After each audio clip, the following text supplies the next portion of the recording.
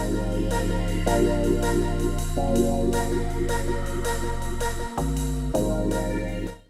there guys, it's Toasty Fresh and welcome to my latest series where I'm going to be going through some classic gaming magazines that I recently acquired with you all and just showing you a trip down memory lane, and hopefully it'll be just as interesting as I found it. And first up is quite a special one. It's Games Master magazine and a really interesting landmark. It's issue number 1, which is all the way back in 1993 January, at the right slap bang in the middle of gaming's golden age, I'd probably say.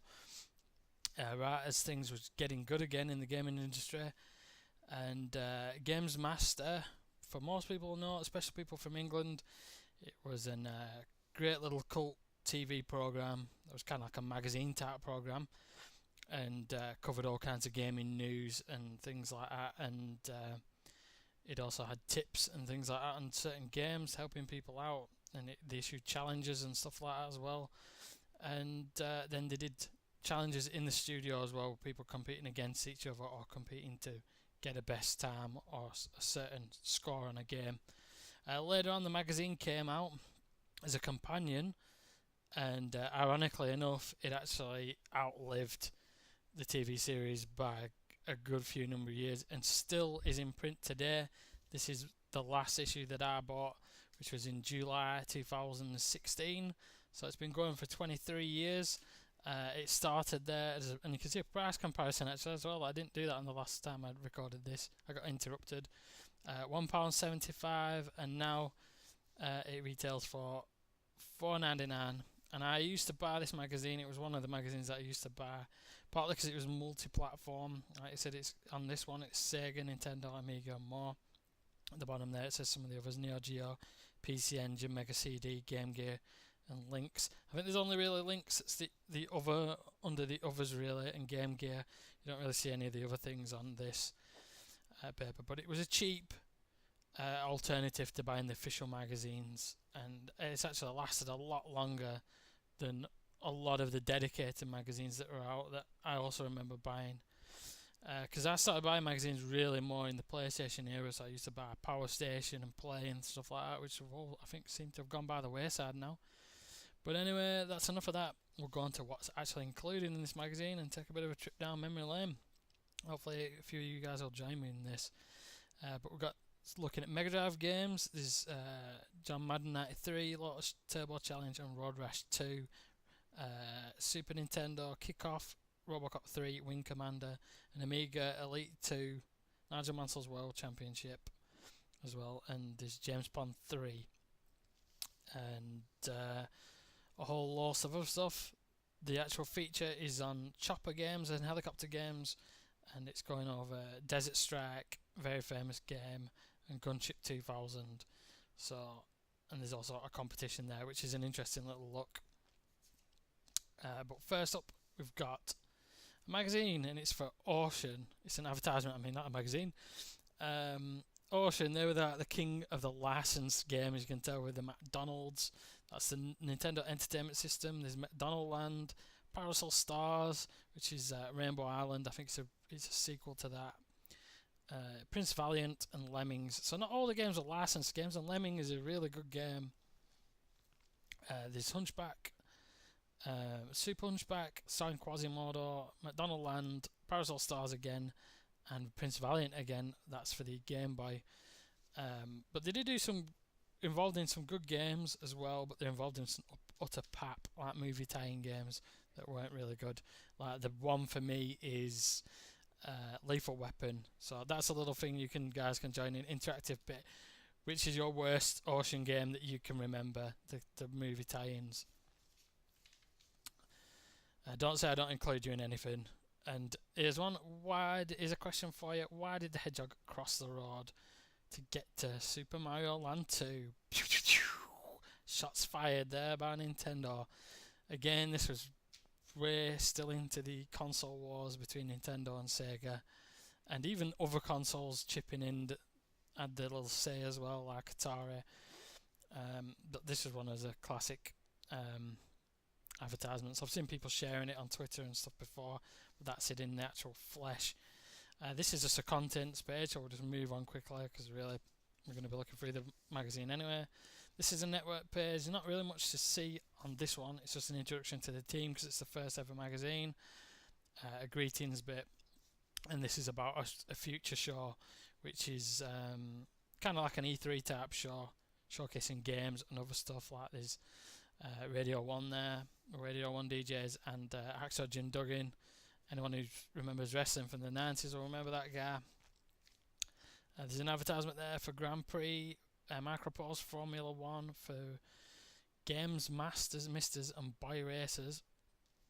And this is more like the gaming news. That's the new development of a new turbo pad for the Mega Drive and Sega losing control. This is an article about how they lost their fight with a developer, Accolade among others, who wanted to develop games for the Mega Drive without going through Sega. Sega wanted to stop them doing that, and they lost out in court.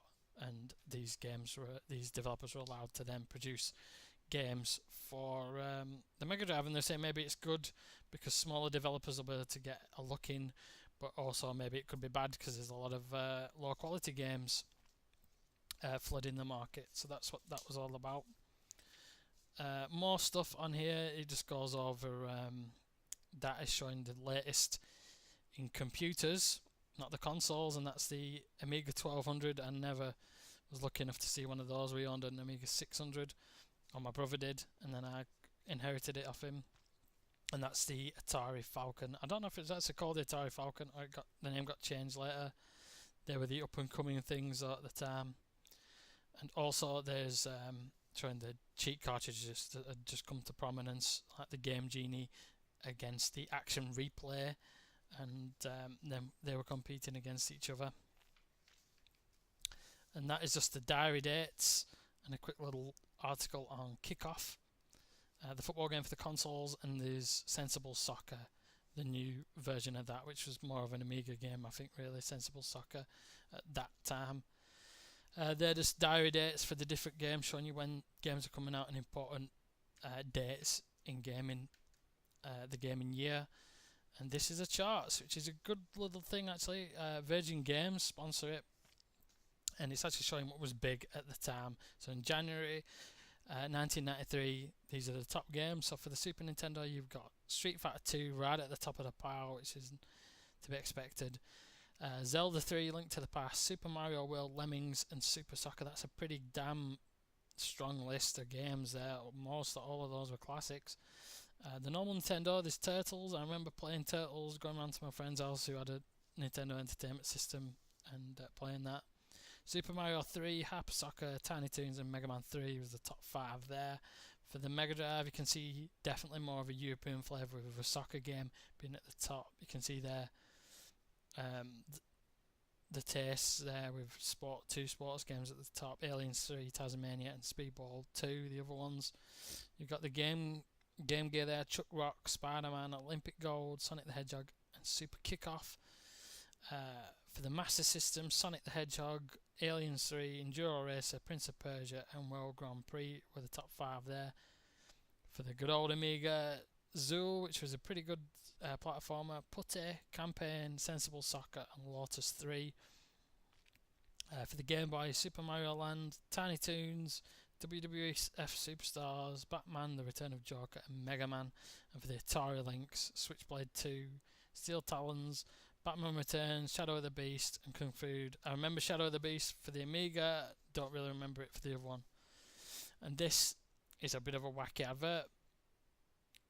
With Road Rash 2 and Lotus Turbo Challenge, you can play head-to-head with your dear old dad.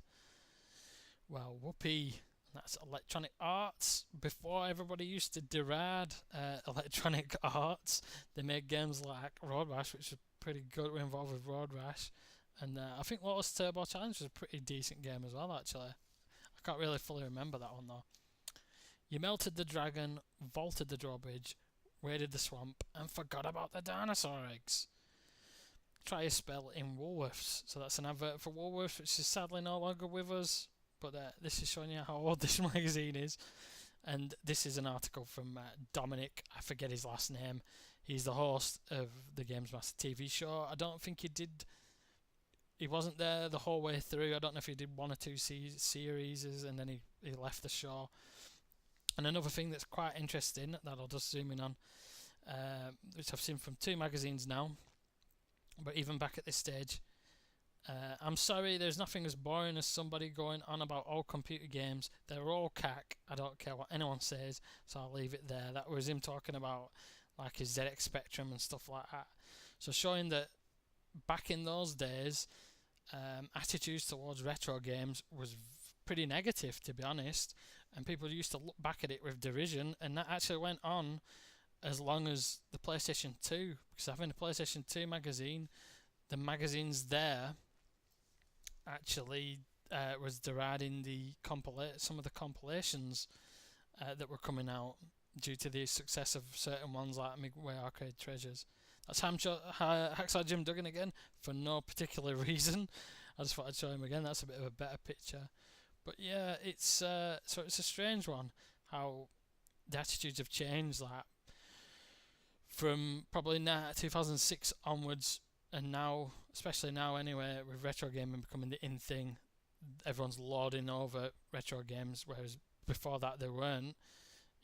People were a lot more optimistic, and I think it goes hand in hand with the fact that now gamers aren't as optimistic about the new stuff that's coming out, so they're looking back over the old stuff and harping back to those games, whereas in the days of the N64 and the other stuff, people were just overwhelmed with this kind of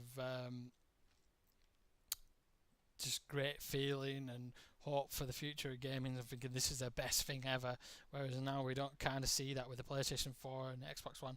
You don't think this is the best thing ever that's ever been like you used to.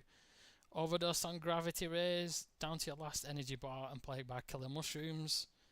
Check yourself into Woolworths. Well, I'll go back on topic anyway now. I went on a bit of a rant there, but it is interesting to see, and that was in one of my, I think, PSN magazines that I've got. I'll have to show you that I got from a charity shop. TV news, that's just going over the TV series. I won't really go into that too much. The Games Arena, that's just about 2 guys competing. They have people competing against each other on certain games, I think, in each issue of the magazine. Sadly, I've only got one from this era, so this one's Street Fighter, as you'll see on the bottom of the next few pages. And that's Patrick Moore, who was the Games Master, this kind of figure who gave people advice and set challenges and things like that. And he ended up being in the magazine for a long, long time as well. Sadly, he's passed away now. And he had nothing to do with gaming either. He was actually an astronomer who was on the sky at night and ungodly times normally. I don't think he really had anything to do with gaming, but he was on board for some reason. And this is an advert for Prince of Persia. This was the Game Gear version, and it's been ported to probably every console of that era, to be honest. I think it was on everything. Here's some of the games now we're getting to. This is Star Wars for the Game Boy there, $24.99, due to be released in December of this year on the magazine. Mr. Nuts, I'm not too sure if that's Conkers, but I'm probably wrong. But I'm not too sure if that's Conkers, who later went on to be in that, but it could be a different Skrull. Skrulls all look the same. Jimmy Connors Pro Tennis Tour there, never really played that. That's for the Super Nintendo, released in December. I never had a great deal of Super Nintendo games though, to be honest, because we weren't very rich growing up. James Bond 3 Operation Starfish, this is going over what is due to be released in Easter of this year. So it hasn't been released yet. It's just going over all the different enemies in the game. I'll look over some of the levels. I don't really remember James Bond 3. I remember James Bond 2 Robocod a little bit, but not too much for the Amiga. That's there showing their challenge. So it's Adrian Price against James Leach. And I'm not going to go over it all because it would take too long, but there you go, there's round 3 there. That's some of the other stuff that's involved with James Bond, because it takes up the next page as well. And this is Gunship, which I never heard of this one really. This is Gunship from Macroprose for the Amiga, but I never played this. I did play the other Chopper game that's been involved, which was Desert Strike VR, and we're talking about virtual reality actually now. 60 minutes of sensory overload, unchain your brain. So this is some kind of psychedelic stuff. That was something big at the time, and they had all those Magic Eye things as well that was out in the 90s. It was big, so that was something else. Like I remember my brothers having the kind of psychedelic posters, because in those days people were taking trips and things like that, and magic mushrooms, and they're meant to be something that brought out the trips if you looked at these psychedelic posters. So I remember my brother having these psychedelic posters on his walls. This is Elite 2, which is there's a new game out now for the PC, I think, on Steam and things like that, which people have been saying to buy this instead of bothering with No Man's Sky, which has proved to be a big flop now. I did mention that. I did warn you all. It's in one of my videos. I did say it was probably going to be overhyped, that game, but nobody listened to me. And Drop Zone, a game for the Game Boy, which is another little defender type game. Elite, I've never really played those, but it's kind of like a spaceship faring game. You make your own thing. You can be a pirate or trader and make your own way in the galaxy. And Wing Commander, that was an absolutely classic game, kind of dogfight simulator in space. You take on space battles and stuff like that. I can't remember a great deal about it, just that it was great fun, and you could eject yourself from your ship before it blew up, and you got a medal for it the first time you did it. And you could actually blow up your home base if you shot it enough. I do remember that, and I remember borrowing it off a friend, and I didn't want to give it him back. It was that good of a game.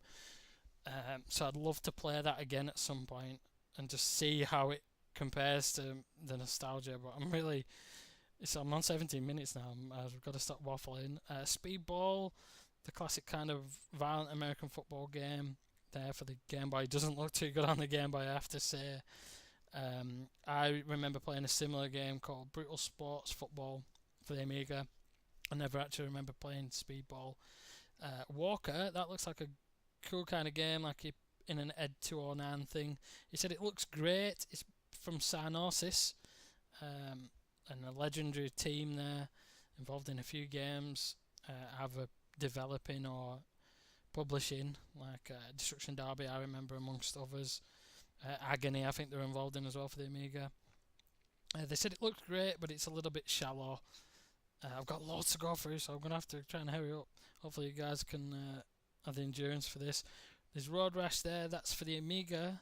I remember playing that well. I'm playing it for the PlayStation 1. I've got it for the PlayStation 1 actually, or still now. A great fun game. Loved it. Violence, racing, fast bikes and violence.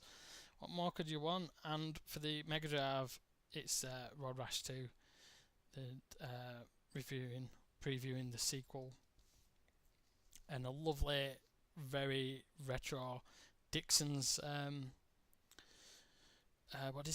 advert, and you get a free LCD thing if you spend so much with this voucher. Simpsons or Smash TV. Smash TV was a great game. I had an LCD thing. I think everybody in the 90s had an LCD game, and mine was Sonic. I don't know if it was a particular Sonic, it was just Sonic, I think. And this is the avatar, the thing that was luring you in at the beginning of the thing, look, the £2,000 game station. You win all these lovely, lovely consoles, a Super Nintendo, a Game Boy, a Game Gear, a Neo Geo, which I never even knew existed, to be honest, until I started getting back into retro gaming, because I never saw one. I remember seeing a Neo Geo Pocket in Woolworths back in the early 2000s when I bought Anchorman on DVD, and I didn't know what the hell it was. I was like, what the hell's Neo Geo? But I move on. Mega Drive and an Amiga, which is the Amiga 600, the exact model that my brother had and passed on to me. And it was a cool little one. People said it was a bit of a pointless model upgrade, but it was a lot slimmer, and you got a built-in disc drive, which was pretty cool. And we've got lots more. This is adverts for different games and things like that, showing you how much they cost.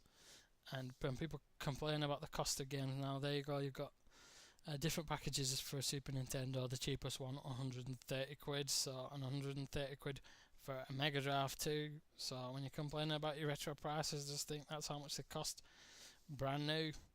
So this is the reviews, and we've only just gotten to the reviews, and there's 20 minutes gone already. Nigel Mansell's World Championship. I do remember playing this, I think, and it's got 83%. I think I remember it being pretty good. I think I played this, and I remember playing Indianapolis for the Amiga, and this review is for the Amiga, yeah. So I probably did play it on the Amiga. Legends of Valor. I don't remember this. This is an Amiga game too, I think, from US Gold, because I've read through this magazine before. Yeah, Amiga, but I don't remember this. It looks kind of like Elder Scrolls type first-person RPG, but I don't really remember it. We had thousands of games. My brother had hundreds of games. Axelay. This looks like an R-type game. Looks pretty cool. Again, I don't really remember this. This is... Where's the little thing telling you? This is for the SNES from Konami, so it should be pretty good actually. A good producer of games there, and they were particularly on form in this era. 80% it's got, so that's pretty good. Out of This World. I don't remember this one, but I do remember Flashback for the Amiga, and I think Flashback was the sequel to this. This is for the SNES, but I remember playing Flashback on the Amiga. I know it was available for the Mega Drive and the SNES, but I remember playing it on the Amiga most of all. And this has gotten 73%. A moody and extremely playable piece of stuff. I might have to read it actually. Software sci-fi. Be warned, it's not for beginners or those of you used to more intermediate blasting fix. A thoughtful brew of puzzle and positioning. Yeah, it's kind of like the only game that was modern that kind of compares to Flashback is probably Abe's Odyssey, and it was kind of as difficult as that. Toys R Us advert there, free video games with cool collect. So there you go, advertising stuff from Toys R Us. And Sonic 2, and this is an interesting one because they give it a pretty lukewarm reception, which is not how people view Sonic nowadays. And as you see there, it's got 65%, and they say about it,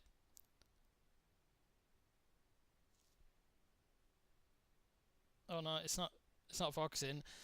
Sonic is an important new release. Unfortunately, it doesn't quite justify itself as a sequel.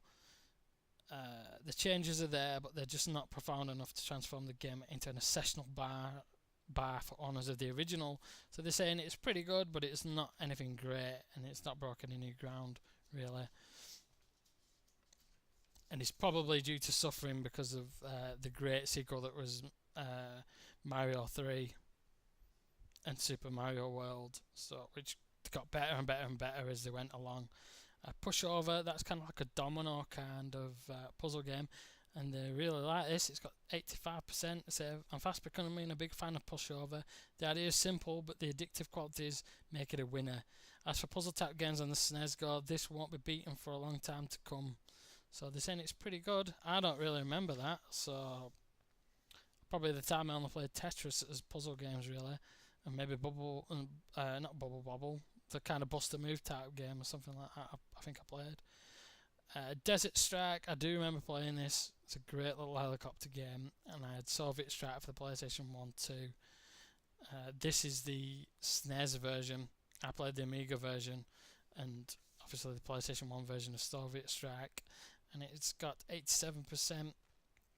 Desert Strike, good on the Mega Drive, good on the SNES. This version is fast, slick, playable, nice to look at. You pick up the controls quickly, and flying the AH-64 becomes second nature. So again, more stuff. That's the Action Replay, which was £50, $49.99 for the Game Boy, $34.99. So if you wanted to get your unfair advantage, you had to pay for it. But that's the Action Replay cartridge. Moving on, we've got John Madden 93. I don't really know much, and I haven't played any American football games, so I'll take their word for it that it deserves a 90% because I never played any of those. Two of a kind, the winners. This is Populous, which I've never played. The older versions of Populous. I played Populous at the beginning for the PlayStation 1, and that was great. And I think I've got Kick-Off for the Mega Drive. Or it's something like a similar type game on the Mega Drive. And I'm not really a big fan of those. I preferred Sensible Soccer, really. Exhaust Heat for the SNES, that's got 67%. It's kind of been overshadowed by Nigel Mansell's. This doesn't quite live up to some of the other racing games that are out at the time, like Lotus Turbo Challenge, which that's got 79%. Again, they're not saying it's great, but you get to play a Lotus, drive around in Lotus cars, so that's good. Lotus Turbo Challenge is a great looking game and offers fast and furious action all the way. Simultaneous two-player action has got to be a good thing, provided you can find someone to race against, but there's not quite enough to the rest of the game to make it a true classic the same. But it does look quite good, especially there, the cars there and the models, and the fact that it was a multiplayer game probably gives it extra brownie parts. That's Comet, the game's Master Zone. I bought my original Xbox from a Comet, so that's another store that I have a little bit of a memory of before they went kaput as well. Joe Montana 3, that gets good ratings as well, 80%, but they say it's just kind of like Joe Madden's unattractive sister, basically. Bart's Nightmare, this is more of a caching game, they give it 54%. I remember playing Krusty's Funhouse, which I think is vastly superior maybe, but I don't remember this. I do remember that though, I had that for the SNES. Can they squeeze much more from The Simpsons? It does capture the look of the cartoon but fails to portray them in a way that will suit all. Sub-games are not very strong, and if you're a persistent type of games player, you'll finish this in a short time. To the rest of it will take a while. So, again, pretty much like a caching game. Super Mario Land 2, I really like this game. I borrowed a friend's Game Boy Pocket to play this, and to be fair, I had two good games. He had this, and he had I think it was Wario Blast. It's like a Super Bomberman game, which was quite fun to play as well. 89% it's got. I did like this. Super Mario Land is no longer the best cart that you can get for your Game Boy. The sequel is bigger, better, nicer to look at, offers more of nearly everything, with plenty of new abilities for Mario to adopt, lots of new enemies that call for new tactics to defeat them, and a game zone bigger than your hometown. It's just as well there's a battery backup and 3 memories. Easiness is its only major fault, and I really liked it, so I remember playing that, and actually convinced me that there's some great games on the old style Game Boy, because I didn't really play many of them, and I think when I did have a look, I already had a Game Boy Color, so I thought, oh, they'll be just rubbish games. That's just some different stuff, like a battery pack for the Game Boy. It's kind of like accessories for the Game Gear and Game Boy, the magnifying glass. I had one of those for my Game Boy Color, and different packs and things like that. Micro Machines, that was an absolute classic game as well. This is for the NES. I remember playing it for the Amiga, and then later on, as gaming evolved, I had V3 for the PlayStation 1. Both great games, 91%, and you can't argue with that. And it was, I'd love to get it for the Mega Drive as well. That had the kind of multiplayer thing. I'd have loved to have played that. Definitely recommended. It's a novel idea done very well and incredibly addictive. You really need 2 players to get the most fun out of it, but it's still worth having, even if there's only one of you, and you never know when someone might just pop round for some fun. Yeah, a very good game, very fun little racer that. Kung Fu, never heard of that. That's for the Atari. To be honest, I didn't really notice the Atari existed in the 90s, really. From my point of view, that's a fighting game involving food characters. And that's got 72%, so not too bad. A terrifically ridiculous original challenging game with one of the finest titles ever. The backing music, kind of pseudo-Chinese effort, distract from the game's addictiveness. I never thought mixed vegetables could be quite so delicious. So that's got a pretty good review. Space Invaders, this again shows you that with a 55% mark, a fair conversion of an indifferent arcade game. So basically one of the all-time classics of arcade gaming, they call it an indifferent game, and they just say it doesn't really have any place being brought back into gaming at this point. That's what they say about that, and that's Premier Manager, so the beginning of the Premier Manager games, and I still play them now occasionally and get addicted to them and get engrossed in them. So that's one of those. That's how that started out. Lemmings, that was an incredibly fun game. One of the best puzzle games ever made, really, on a console. That's for the Mega Drive. I played it for the Amiga, but I used to watch, it's one of the games I used to watch my brother playing on the Amiga, actually. And it was fun to watch and come up with different strategies to try and keep all the little buggers alive until the end of the stage. With all the hype surrounding Sonic 2, it's a pity games like Lemmings will not get the attention they deserve. If you want a game with the challenge, and look at this before anything else. It's tough, it's cute, and it takes ages to complete. The graphics may be a bit below par, and the action is hardly fast, but Lemmings plays like a good one. So yeah, that shows you, again, graphics don't make a game, and it's been true ever since the dawn of video games, really. It's proved by the Game Boy beating all the rivals that it's beaten. Never been the best looker, but always been the most playable and accessible. Caesar, 88% that's got. I remember Caesar, and I don't know if it's the beginnings of the games that were on the PC that were called Caesar. They're kind of like city building games. I think it is. That's the whole point of it. That's what it says about it. Updates SimCity with sumptuous palaces, temples, baths. Right, it's not a miss. It's got more of a point to it. It looks good. It's fun to play, and also shock horror, quite educational. So that's for the Amiga. And there's Curse of Enchantia, which is right up my street. That's a point and click, and I love my point and clicks. So I love to play this game. I've never actually played this one. I played the Monkey Island games, and I played Demon Darkseid. And I think I played Beneath Steel Sky, but I've never played this one, so that'd be great to go ahead and play. That was by Core Design, the people behind Tomb Raider, so that'd be fun to look into. Zenon 2, that looks like a shmup, and it's got 76, so it says not bad. It's not a patch on the original looks wise, and the start off spaceship is sluggish and weedy, but the action hots up soon enough. A Pit Fighter, that was an absolute horrendous game, and there's no surprise to see it getting 20%. That was an utter dog of a game. I played it on the Amiga, and I think I even played it on the SNES, and whatever you played on, it doesn't get any better. It was an awful game, and worse graphics don't actually help. Shadow of the Beast, I really like that game, but I played it for the Amiga, so maybe it's got points knocked off it because it's for the Atari Lynx, and it doesn't quite convert over well. Maybe that's what it is. The graphics are quite pretty, and it does challenge the old grey matter at times. Worth a few players, but don't die for it. It's pretty run-of-the-mill stuff. That's kind of cult status now, so it's weird to see that that's got a lukewarm response as well. Swamp Thing, that's got 35%, saying it's a bit of a cashing game. Spider-Man 2, that's fared a little bit better, but again, it looks a bit run-of-the-mill. And this Terminator, which fares a lot better, I think, 84%. I never played the Terminator game. I don't know if it's anything to do. I don't think it's anything to do, though, with the film. It's... Oh, no, it is actually, yeah.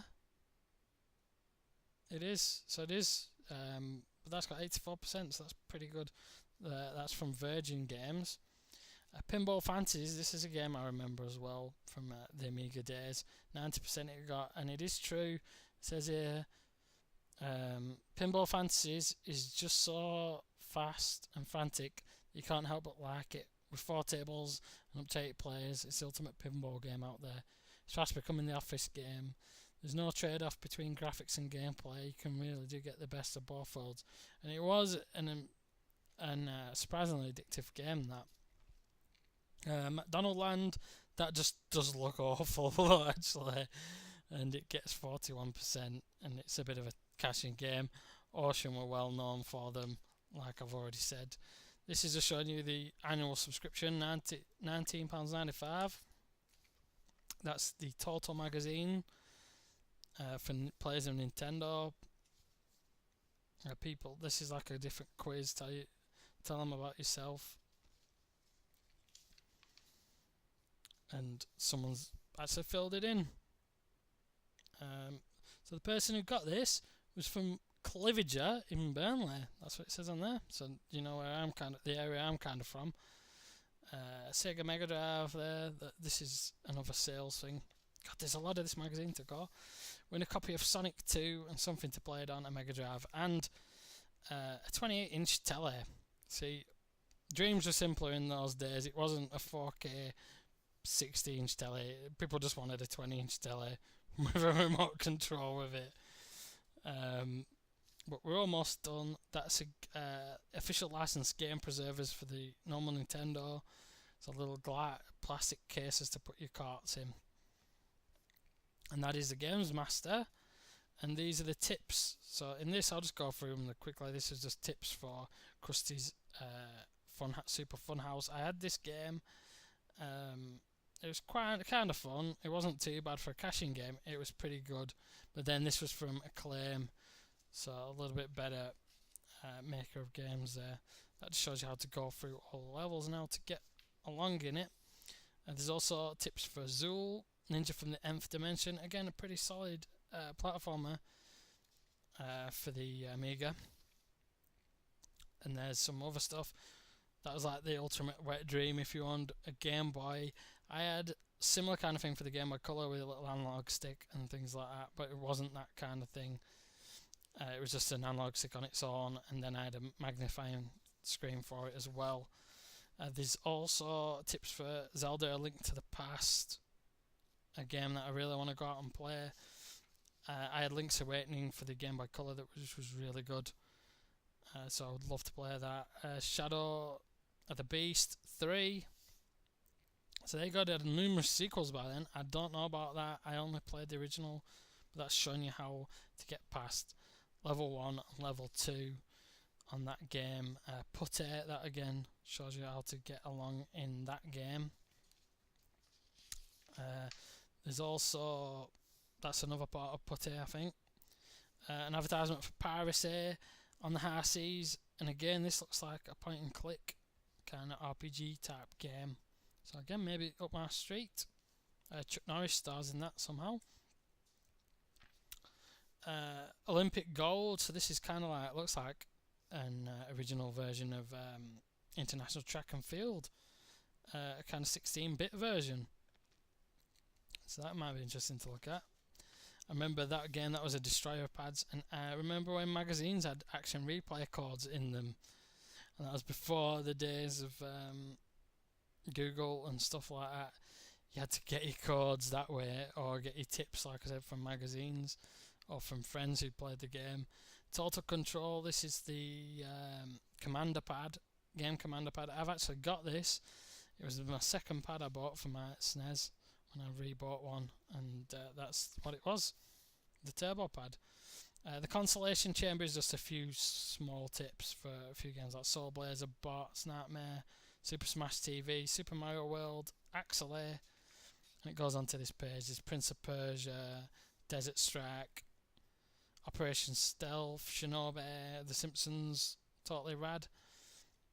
Free swaps, swap hotline if you want to swap some of your games. And that's an advertisement for other magazines of the time, probably from the same publisher, Future. There's Mega, which is for the Mega Drive, Super Play, which is for the Super Nintendo, Total, which is for Nintendo owners as well, Amiga Format, I remember that, and Amiga Power, my brother used to buy them, so I really remember them, and the Commodore ones. And I think some used to get little cassettes with them as well, with games on them actually. Yeah, and you got the floppy disks, and you'd actually get free games with them. So that was cool. And sometimes you get the full version as well. This is a kind of win stuff, like there's a Super Mario pinball machine, which would be like a retro collector's wet dream right about now. And I've really gone over in my time. So quickly, this shows you the ridiculous prices of some of the consoles and computers, like the Panasonic and the Amiga there. £339, £489. God damn, that's expensive. And that's for the CD TV, the first CD playing thing before they made like a console version. That was like the computer version that played CD-ROMs. Later on they made the Amiga CD as well. You've got all the other consoles there, like Sega Mega Drive from £129.99, Game Gear from £125.99, Super Nintendo from £130 as well, the Amiga from £500 to £600. Just showing you the prices of some of this stuff. And they're the old little old style adverts that used to get in these for different things, from sales to tip hotlines. Super Cauldron, that looks like a platforming game, kind of like Dizzy kind of looking. And this is the horoscopes, and I'll just quickly read my horoscope, what it says on this. It says, during a particularly hectic game of Super Smash TV, you receive a visit from the TV licensing people. You then attempt to pathetically explain that you never actually watched the TV, you just play games on it. You are fined £1,000. My advice, get a monitor. Well, I wasn't actually responsible for TV licensing back then, because I'd have been about 6 years old when this magazine was published, so I think I'd have probably got off the hook. And this is an absolutely tragic Games Master Christmas board game, and there's like a little board game where you start there and you got to get to the end, and that's it. There's a little quiz there to enter as well. Curse of Enchantia advertisement there, looking cool, like an old movie style poster. Core Design was involved in that, and it's showing you what's going to be next month. Alien vs Predator, BC Kid, Chaos Engine, Cool World, Crash Dummies, Superman, Spider-Man 2, Super Star Wars, Terminator 2, the arcade game, and Wing Commander, some classic games, which unfortunately I haven't got that one. And at the back here, Push Over, the domino game that we'd just seen in the magazine, and Exhaust Heat being advertised. Again, Ocean Software there, again they're advertising in. But that has been a pretty in-depth look at the Games Master magazine. Hopefully you guys have enjoyed having a trip through memory lane. I'm sorry it's gone so over time. Hopefully you could get through it all with me. Thanks for watching as much as you have, and I'll look forward to going through another magazine with you guys next time. Thanks for watching this, and I'll be back with some more videos pretty soon that are going to be Nintendo based, so look forward to seeing that. It's N64 magazines and things like that. If that's your cup of tea, then be sure to check out my channel over the next coming days and weeks to see those. Hopefully they won't run as long as this particular one. And thanks if you've had the patience to go through all this with me. You probably haven't, but if you have, well done. There's some kind of achievement in there for you somewhere. Thanks a lot for watching this. I really do appreciate your support, and I'll be back very soon with another video. Thanks a lot, and I'll see you guys later.